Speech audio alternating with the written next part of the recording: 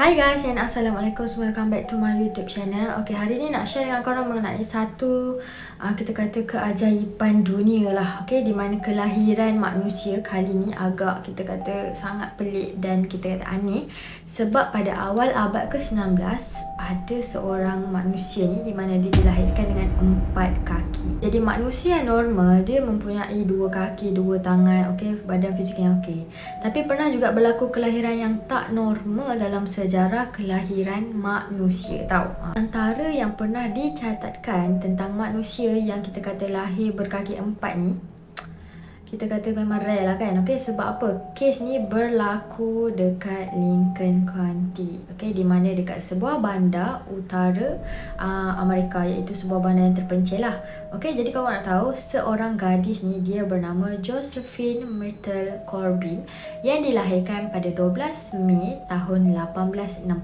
Dianggap suatu keajaiban oleh masyarakat yang ada dekat situ. Dia bekerja sebagai seorang penghibur lah dekat dalam kita kata pertunjukan aneh ataupun sirkus lah yang diusahakan oleh seorang showman yang bernama P.T. Barnum, okay, ataupun sirkus lah, ada sirkus, okay.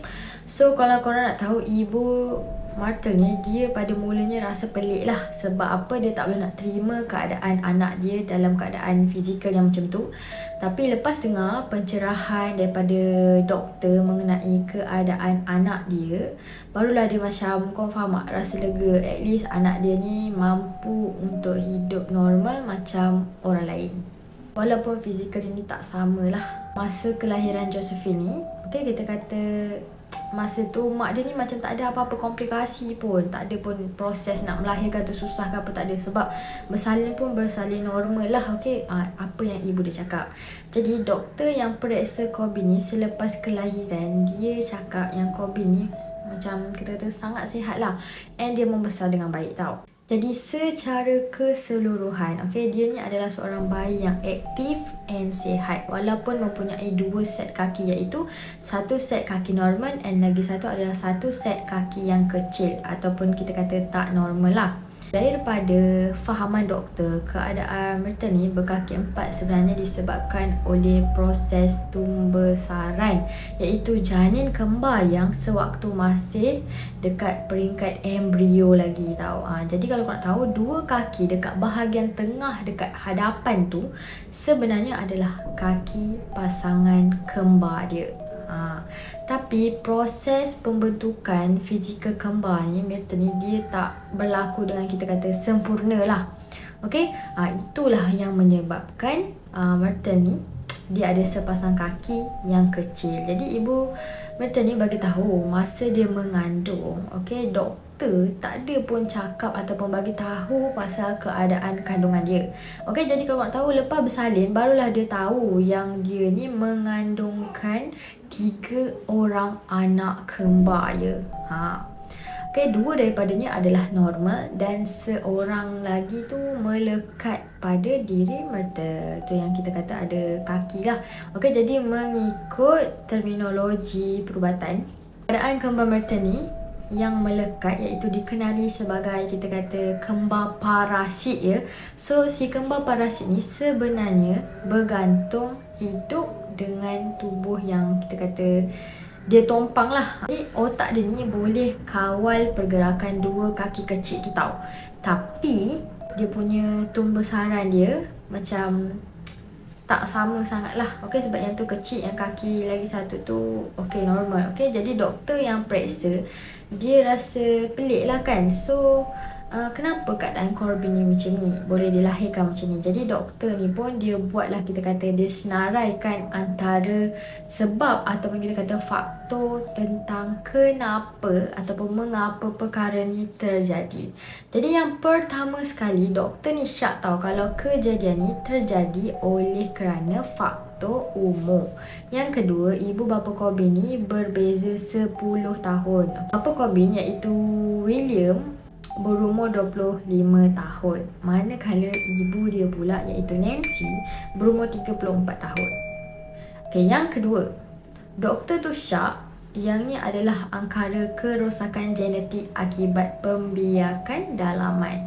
Oleh sebab doktor memerhatikan ciri-ciri fizikal kedua ibu bapa Corbin yang kita kata mirip ataupun lebih kurang sama antara satu sama lain. Okey, iaitu warna rambut dia merah, okey. Lepas tu mata biru, lepas tu kita kata tone kulit wajah yang sama, iaitu macam lebih kurang kita kata macam adik-beradik lah. Jadi doktor ni pun dia minta supaya pasangan dia menyatakan dengan jelas dalam laporan perubatan, okey, kalau diorang ni bukanlah saudara sedarah, okey. Walaupun dua faktor doktor senaraikan, hanya Josephine Myrtle Corbin je yang mengalami kecacatan macam ni. Okey, sebab ibu bapa Corbin ni dia ada 7 orang anak tau. Dan yang lain ni diorang semuanya normal. Okey, tak ada apa-apa kecacatan pun, hanya Josephine saja. Lepas dah dikenal pasti bahawa Corbin ni mempunyai keadaan yang kita kata diberi nama difficult tau, iaitu keadaan fizikal Corbin adalah hasil daripada paksi badan tu yang terpisah menjadi dua. Jadi kesan daripada duplicate ni, okey, kita kata duplicate ni menjadikan Corbin ni mempunyai dua struktur pelvis yang terletak sebelah menyebelah tau. Okey, antara satu sama lain. Dengan setiap pelvis tu, Corbin ni mempunyai satu set kaki, menjadikan dia ni ada kita kata dua pasang set kaki. Jadi satu set kaki yang Putu bagi tahu tadi kecil dan lagi satu bersebelahan dekat mana satu set kaki yang kita kata bersaiz normal. Kalau kau nak tahu dia macam apit tau, apit kaki yang kecil tu. Okey, jadi walau macam mana pun ada kecacatan pada salah satu daripada kaki yang bersaiz normal tu tadi.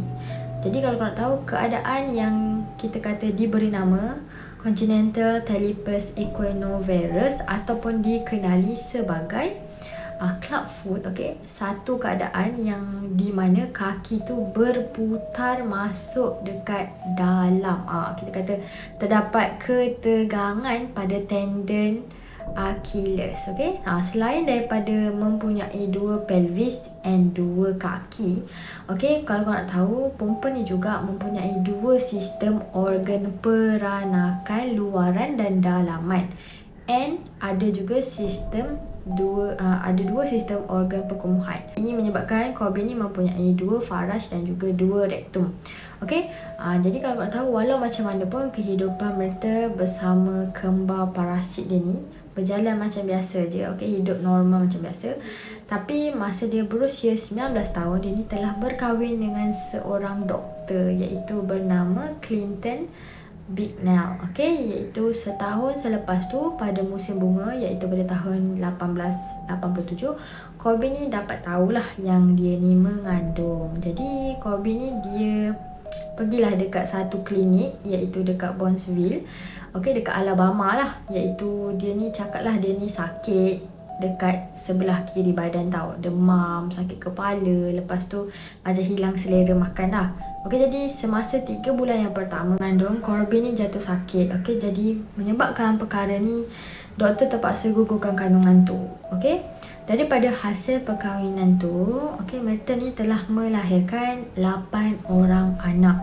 Tapi 4 je yang kita kata berjaya hidup dan 4 daripada tu telah meninggal dunia.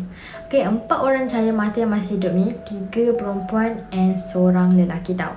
4 orang cahaya mata dia ni sihat dan normal, tak macam mak dia pun. Okey, sepanjang kehidupan kita kata Corbin ni lah. Okey, jadi Corbin ni meneruskan hidup normal seperti biasa, okey, dengan family dia, okey, dan dia ni menetap dekat Texas. Di sebalik kehidupan bahagia Myrtle bersama suami dia, okey, dunia ni tak tahu tau kalau 2 daripada anak dia ni telah dilahirkan oleh si kembar parasit, okey, iaitu kembar dia yang menumpang dekat tubuh dia.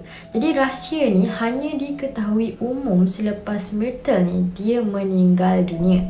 Okey, iaitu pada 6 Mei 1928, masa tu umur Myrtle mencecah 60 tahun lah. Okey, akibat kita kata jangkitan bakteria. Rahsia ni hanya diketahui selepas sekumpulan pengkaji iaitu penyakit-penyakit sikit yang pelik, ganjil. Okay, diorang ni menjalankan postmortem ke atas mayat Myrtle. Jadi diorang ni mendapati iaitu Myrtle ni mempunyai 2 organ genital berjantina perempuan lah. Kita bagi tahu tadi faraj dan ada rectum. Jadi kedua-dua organ tu normal dan subur ya. Okay, jadi para pengkaji ni dia rasa pelik lah. Lepas tu dia macam hairan kenapa kedua-dua organ genital dia tu macam kita kata seperti pernah melahirkan anak, sebab memang betul pun. Okay, jadi timbullah satu persoalan kat situ.